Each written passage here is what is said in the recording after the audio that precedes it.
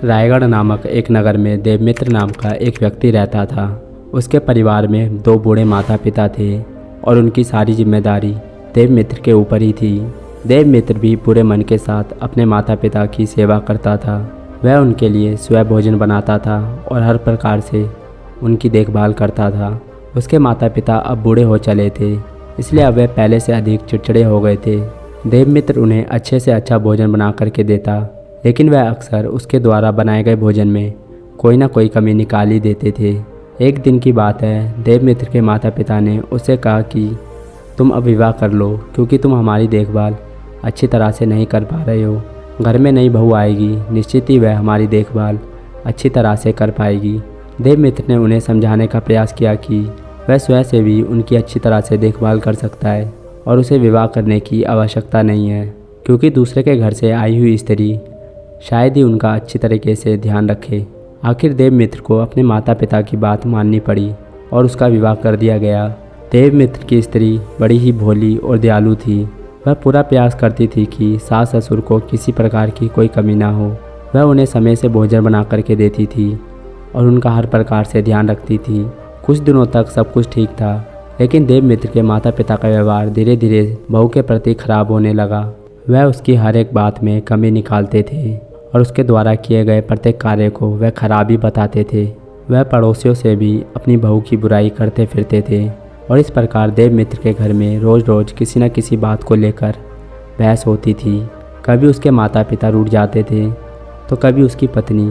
वह जब भी काम करके घर आता था, उसके घर में किसी न किसी बात को लेकर कलह हो रही होती थी। एक दिन अपने घर के झगड़े से तंग आकर देवमित्र ने घर छोड़ दिया और मन ही मन ठान लिया कि अब वह घर कभी वापस नहीं जाएगा। ना तो वह घर पर रहेगा और ना ही अपने घर में इस प्रकार का कलह देखेगा। इस प्रकार परेशान होकर वह अपने नगर से बाहर निकल चुका था और बड़ी ही तेज़ी से आगे की ओर बढ़ रहा था। तभी उसका टकराव एक बौद्ध भिक्षु से हो गया। उसको परेशान देखकर बौद्ध भिक्षु ने उसे शांति से एक स्थान पर बिठाया और उसकी परेशानी का कारण जानना चाहा। देवमित्र ने बताया कि हे बौद्ध भिक्षु, मेरे माता पिता बहुत अधिक बूढ़े हो चले हैं। पहले मैं स्वयं उनका ध्यान रखता था। वह मुझे कुछ कहते थे तो मैं खुशी से उनकी सारी बातें सुन लेता था, किंतु अब मेरे घर में मेरी स्त्री है। यदि मेरे माता पिता उसे कुछ कहते हैं तो वह रूठकर अपने पिता के घर चली जाती है। यदि मैं अपने माता पिता को समझाने जाता हूँ तो वह भी मुझी पर नाराज़ होते हैं।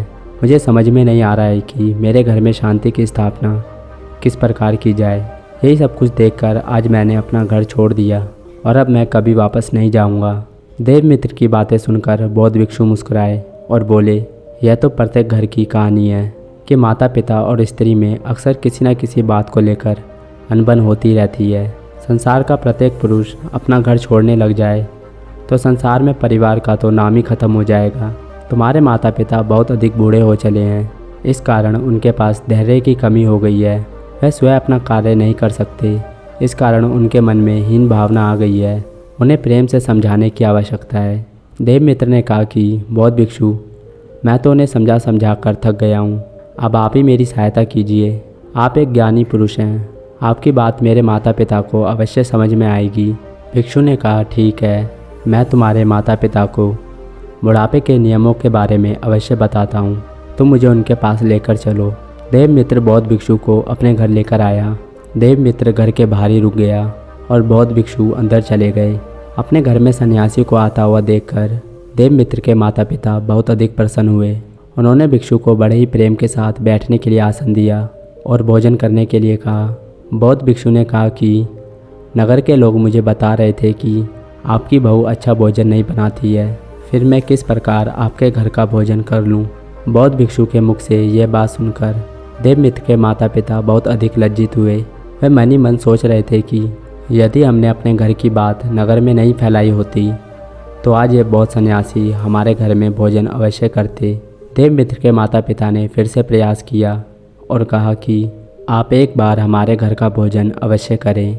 तब बौद्ध भिक्षु ने कहा कि ठीक है, मैं आपके घर का भोजन करूंगा, किंतु उससे पहले आपको भी मेरी बात सुननी होगी। देवमित्र के माता पिता ने कहा कि आप जो भी कहना चाहते हैं कहिए, हम आपकी बात मानेंगे तो हमें अपनी सेवा करने का अवसर अवश्य दीजिएगा। बौद्ध भिक्षु ने कहा कि नगर के सभी लोग आपके परिवार के बारे में बातचीत कर रहे हैं और आपकी बहू के बारे में भी बातें हो रही हैं।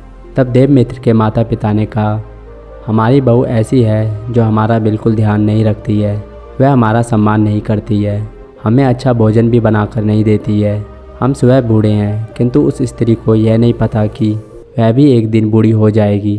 इसलिए हम परेशान होकर अपनी सारी बातें नगर में अपने मित्रों को बताते हैं। क्या आपके पास कोई ऐसा उपाय है जिससे हमारी बहू हमें परेशान ना करे? बौद्ध भिक्षु ने कहा कि मैं आपको ऐसी बातें बताऊंगा जिसके बाद आपकी बहू आपको कभी परेशान नहीं करेगी। देवमित्र के माता पिता ने कहा कि ठीक है, आप उपाय बताइए।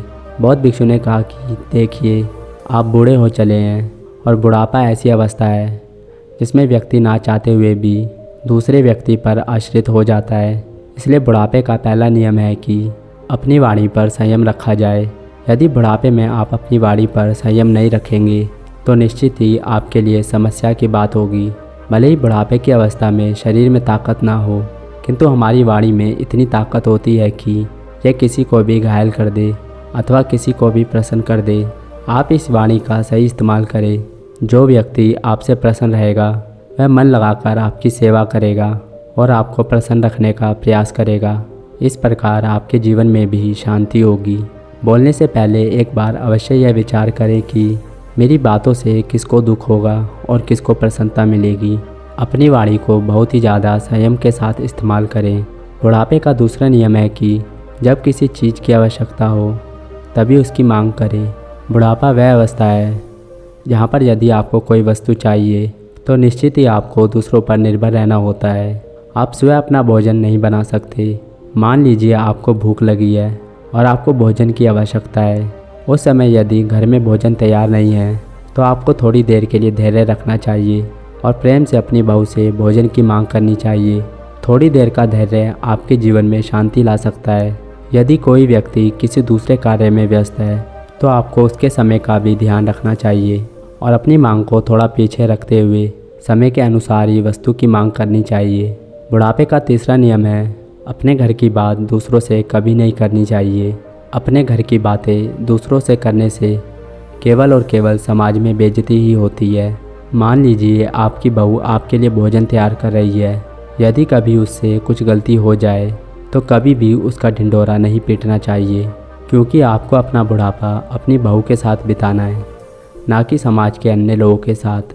गृहस्थी में बहुत सारे कार्य होते हैं जिसमें स्त्रियां बहुत अधिक व्यस्त होती हैं।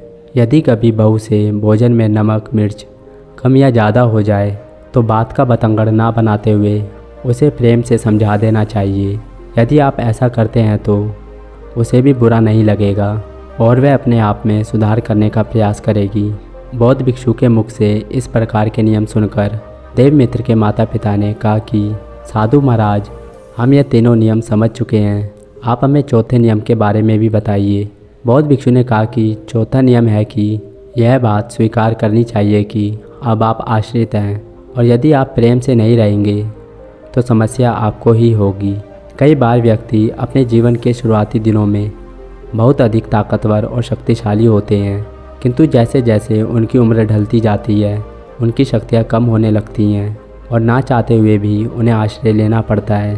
कई बार बूढ़े व्यक्ति इस बात को स्वीकार नहीं कर पाते हैं कि वह कमज़ोर हो चुके हैं और आश्रित हैं। उनमें पहले के समान ही घमंड भरा होता है। हमेशा इस बात को स्वीकार करना चाहिए कि समय कभी एक सा नहीं रहता और एक ना एक दिन शक्ति से शक्तिशाली व्यक्ति भी दूसरों पर आश्रित हो सकता है। इसलिए सत्य को स्वीकार करते हुए जीवन में हो रहे इन बदलावों को अपनाना चाहिए और अपने परिवार और पीढ़ी को प्रेम का संदेश देना चाहिए। इस प्रकार बौद्ध भिक्षु ने देवमित्र के माता पिता को बहुत अच्छे तरीके से बुढ़ापे के 4 नियमों के बारे में बताया। देवमित्र के माता पिता अब बहुत अधिक प्रसन्न थे। उन्होंने बौद्ध भिक्षु को महत्वपूर्ण नियम बताने के लिए धन्यवाद दिया और कहा कि अब से वह इन नियमों का पालन करेंगे और जीवन के बचे हुए दिनों को प्रेम से बिताएंगे। तो दोस्तों, उम्मीद है आपको यह कहानी पसंद आई होगी। धन्यवाद।